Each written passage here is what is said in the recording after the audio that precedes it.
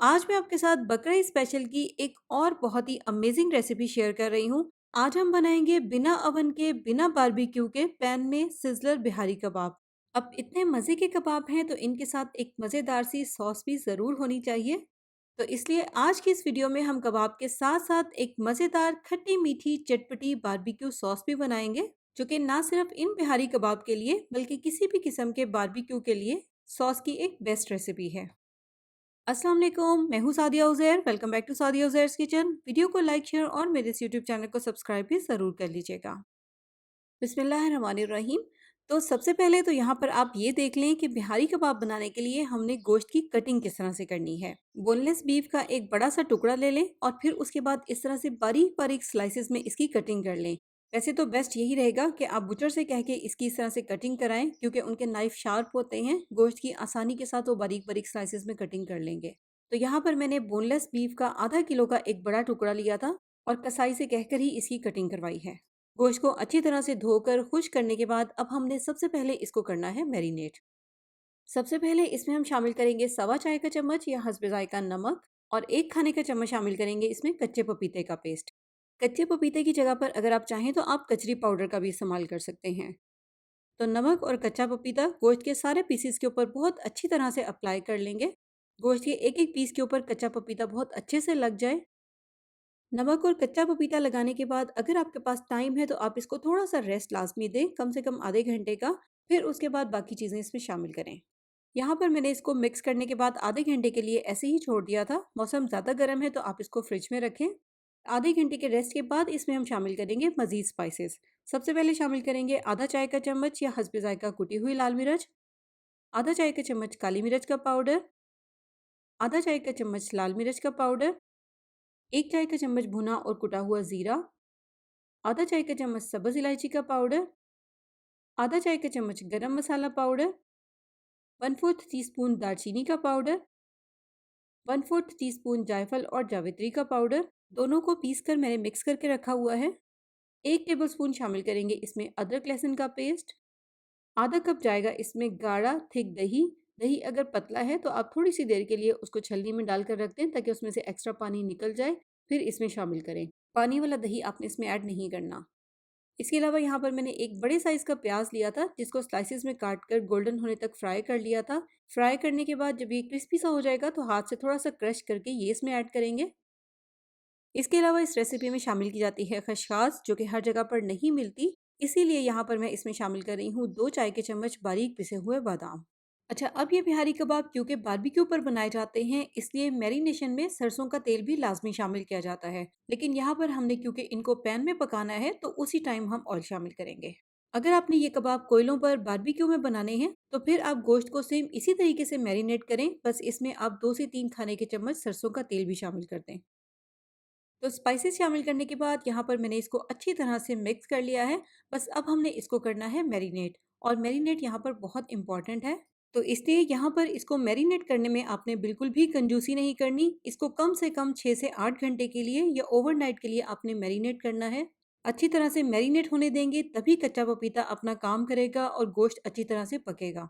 Proper इसको marinate नहीं करेंगे तो फिर गोश्त सही से पकेगा नहीं। तो बस इसको अब हम रख देंगे फ्रिज में कम से कम 6-8 घंटे के लिए या ओवरनाइट के लिए। इसके बाद नेक्स्ट इन बिहारी कबाब के साथ सर्व करने के लिए अब हम एक मज़ेदार सी सॉस तैयार कर लेंगे, जिसके लिए यहाँ पर हम लेंगे आधा कप इमली का पल्प। गाढ़ा इमली का पल्प है। इसको मैंने फ्रीज़र में रखा हुआ था इसलिए थोड़ा सा फ्रीज़ हुआ हुआ है। इसमें शामिल कर देंगे थोड़ा सा पानी, क्योंकि अभी हमने इसको ब्लेंड भी करना है, पकाना भी है। थोड़ा सा पतला कर लेंगे और इसके अलावा इसमें शामिल कर देंगे थोड़ा सा हरा धनिया, थोड़ा सा पुदीना और 2 से 3 अपने टेस्ट के अकॉर्डिंग हरी मिर्चें। बस अब हम इन सारी चीज़ों को अच्छी तरह से ब्लेंड कर लेंगे तो इस तरह का एक पेस्ट सा तैयार हो जाएगा। ज़्यादा पतला भी पेस्ट नहीं होना चाहिए वरना फिर इसको हमें ज़्यादा पकाना पड़ेगा। इसके बाद नेक्स्ट यहाँ पर मैंने एक छोटे साइज़ के पैन को रख दिया है चूल्हे पर। अब इसमें हम ये पेस्ट शामिल कर देंगे। साथ ही इसमें शामिल करेंगे आधा कप गुड़। अगर आपके पास गुड़ है तो गुड़ को आप बारीक बारीक पीस कर ऐड करें। यहाँ पर मेरे पास गुड़ की शक्कर थी तो ये मैंने आधा कप इसमें ऐड कर दी है। इसके अलावा आधा चाय का चम्मच या हस्बे जायका शामिल करेंगे इसमें नमक और आधा चाय का चम्मच कुटी हुई लाल मिर्च। नमक और मिर्च यहाँ पर आपने अपने टेस्ट के अकॉर्डिंग ही ऐड करनी है। बस अब हल्की आंच पर इसको हम थोड़ी सी देर के लिए पकाएंगे ताकि ये सारी चीज़ें अच्छी तरह से मिक्स भी हो जाएं, पक भी जाएं, इनका कच्चापन भी खत्म हो जाए और साथ ही साथ ये सॉस थोड़ी सी गाढ़ी भी हो जाए। तो चटनी यहाँ पर क्योंकि इतनी ज़्यादा पतली नहीं थी इसलिए मैंने इसको थोड़ी सी देर के लिए ही पकाया है। बाकी जब हम इसको ठंडा करेंगे तब भी ये थोड़ी सी थिक हो जाएगी। बस 2-3 मिनट तक यहाँ पर मैंने पकाकर फ्लेम को ऑफ कर दिया है। अब इसको हम ठंडा होने देंगे।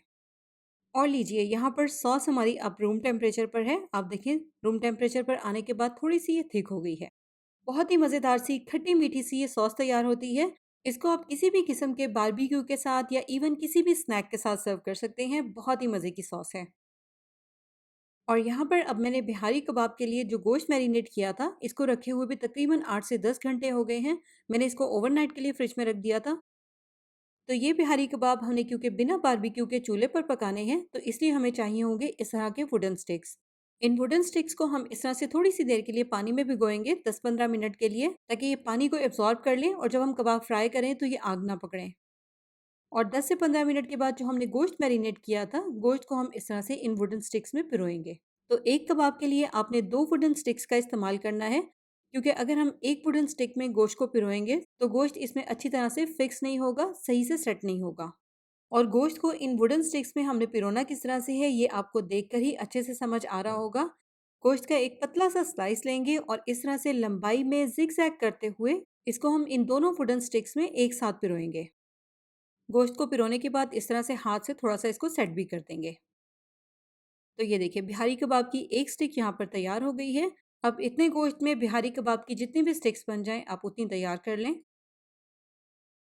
तो यहाँ पर इतने गोश्त से टोटल इस तरह के 7 बिहारी कबाब तैयार हुए हैं। बस अब चलते हैं हम इसके अगले स्टेप की तरफ, यानी कि इसके कुकिंग प्रोसेस की तरफ। तो ये कबाब हमने क्योंकि चूल्हे पर पकाने हैं इसलिए एक बड़े साइज़ का फ्राइंग पैन लेंगे ताकि ये सारे कबाब एक ही साथ पक जाएं। तो जैसे कि मैंने आपको बताया था कि बिहारी कबाब सरसों के तेल में ही पकते हैं, उसी के साथ इसका असल टेस्ट निकलता है। यहाँ पर मेरे पास सरसों का तेल नहीं था तो इसीलिए मैंने सादा तेल ऐड कर दिया है। अगर आपने असल बिहारी कबाब का टेस्ट लेना है तो फिर आपने सरसों के तेल में ही इनको पकाना है। तो 4 से 5 टेबल स्पून के जितना ऑयल पैन में शामिल करेंगे, फ्लेम ऑन करेंगे और ये सारे कबाब इस तरह से तरतीब से पैन में रख देंगे। तो एक कबाब यहाँ पर बच गया था। बस थोड़ी सी देर में ही ये कबाब थोड़े से श्रिंक हो जाएंगे, फिर पैन में स्पेस हो जाएगी और उस स्पेस में हम ये बचा हुआ कबाब भी रख देंगे ताकि सारे कबाब एक ही साथ पक जाएं। बस अब हमने इनको पकाना है मीडियम लो फ्लेम पर। फ्लेम ना तो बहुत ज़्यादा हल्का हो वरना ये कबाब पानी छोड़ देंगे, और ना ही फ्लेम तेज़ हो क्योंकि उस तरह से इनके ऊपर बहुत जल्दी कलर आ जाएगा, ये अच्छे से पकेंगे नहीं। तो स्टार्ट में तो इनको हम इसी तरह से मीडियम लो फ्लेम पर पकाएंगे, उलटते पलटते हुए बिना कवर किए, क्योंकि अगर हम इनको कवर करके पकाएंगे तो फिर ये बहुत ज़्यादा पानी छोड़ेंगे। वैसे तो इस तरह पकाते हुए भी कबाब थोड़ा सा पानी छोड़ेंगे, लेकिन जैसे जैसे आप इनको पकाते जाएंगे पानी भी ड्राई होता जाएगा और कबाब के ऊपर कलर भी आता जाएगा। यहाँ तक इनको पकने में तकरीबन 15 से 20 मिनट का टाइम लगा है। और इतनी देर तक पकने में आप देखें पानी भी इसमें मुकम्मल तौर पर ड्राई हो चुका है। बस जब इसमें हल्का सा मॉइस्चर रह जाए, हल्की सी नमी रह जाए, तो एक मरतबा ये कबाब थोड़ी सी देर के लिए हम कवर करके भी पका लेंगे ताकि दिल को तसल्ली हो जाए कि गोश्त अच्छी तरह से पक चुका है। फ्लेम को कर देंगे बिल्कुल हल्का, जैसे कि दम वाली आंच होती है, और कवर करके इसको हम मजीद 5-7 मिनट के लिए पकने देंगे। बस ध्यान रखिएगा कि कबाब जले नहीं। तो यहाँ पर कबाब को पकते हुए तकरीबन 6 से 7 मिनट हो गए हैं। आप देखिए इनके ऊपर कितना अच्छा सा कलर आया है और बहुत अच्छी तरह से ये पक भी चुके हैं। अब थोड़ा सा बारबेक्यू वाला इनको फ्लेवर देने के लिए थोड़ी सी देर के लिए इनको हम कोयले की स्मोक देंगे। कोयले को मैंने डायरेक्ट चूल्हे पर रखकर जला लिया था। इस तरह से छोटे साइज का कोई भी स्टील का बाउल ले लें या आप एल्युमिनियम फॉयल पेपर या प्याज का छिलका भी ले सकते हैं। पैन के सेंटर में इसको रखें, ऊपर कोयला रखें और थोड़ा सा ऑयल इसके ऊपर डालकर 5 मिनट के लिए इसको स्मोक दे दें। और 5 मिनट के बाद कोयले को निकाल दें। यहाँ पर अब हमारे बिहारी कबाब सर्व करने के लिए बिल्कुल रेडी हैं। आप चाहें तो आप इसको बिना सिजलर प्लेट के भी ऐसे ही सर्व कर सकते हैं, लेकिन यहाँ पर इनको मैंने थोड़ी सी फैंसी लुक देने के लिए एक सिजलर प्लेट को चूल्हे पर रखकर अच्छी तरह से गर्म कर लिया था। सबसे पहले इस गरम सिजलर प्लेट की बेस में हम बिछाएंगे थोड़े से प्याज और थोड़े से टमाटर के स्लाइसेस। इनके ऊपर थोड़ा सा ऑयल डालकर ये गरम गरम कबाब प्याज के ऊपर रख देंगे। उसके बाद पैन में जो ऑयल बच गया था उसको हम इस तरह से कबाब के ऊपर ही डाल देंगे ताकि कबाब के ऊपर अच्छी सी शाइन आ जाए। और लीजिए मज़ेदार से सिजलर बिहारी कबाब यहाँ पर रेडी टू सर्व हैं। और ये चटनी तो इन बिहारी कबाब के साथ या किसी भी किस्म के बारबेक्यू के साथ मस्ट है। इसलिए इस बकरा ईद पर आप किसी भी तरह का बारबेक्यू बना रहे हैं, आपने इस चटनी को लाज़मी ट्राई करना है। देखिए कितने सॉफ्ट कबाब बने हैं, गोश्त अच्छी तरह से पका हुआ है। बस आपने एक तो गोश्त को मैरिनेट बहुत अच्छा करना है और फिर उसके बाद इसको पकाना बहुत अच्छी तरह से है। तो बकरा स्पेशल रेसिपी है, बनाएँ और एन्जॉय करें और इसी तरह की मज़ीद रेसिपीज़ देखने के लिए आप मेरे यूट्यूब चैनल का लाज़मी विज़िट करें। सब्सक्राइब करके नोटिफ़िकेशंस भी ज़रूर ऑन कर लें। जाते-जाते इस वीडियो को लाइक शेयर करना भी बिल्कुल मत भूलिएगा। अपना बहुत सा ख्याल रखिएगा, दुआओं में याद रखिएगा। Thank you for watching. अल्लाह हाफ़िज़।